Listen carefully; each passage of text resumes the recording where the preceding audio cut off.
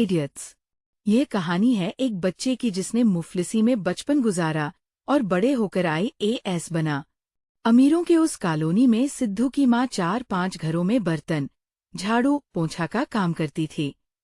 जो मिल जाता उसमें उन दोनों का गुजारा चल जाता। कॉलोनी से थोड़ी ही दूर पर गरीबों की झुग्गी झोपड़ियां भी थी।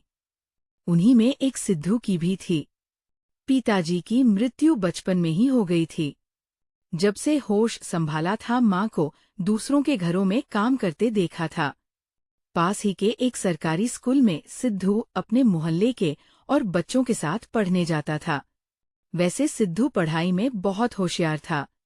96 अमीरों की उस कॉलोनी के बाहर 4 दीवारी से घिरा एक बड़ा सा बागीचा था।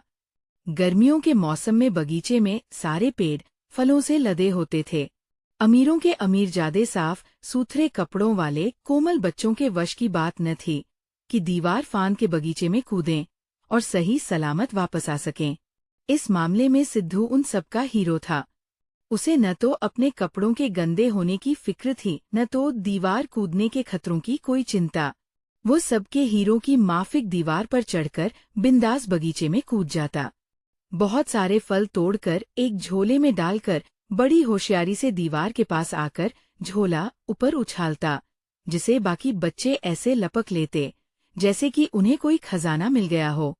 बाद में सब मिलकर सिद्धू का हाथ पकड़कर उसे 4 दीवारी से बाहर खींच लेते।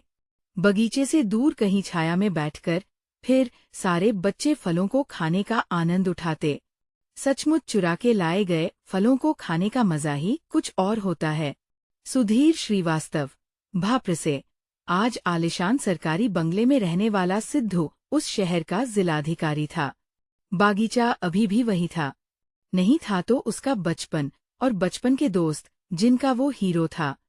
कहानी कैसी लगी कमेंट कीजिएगा।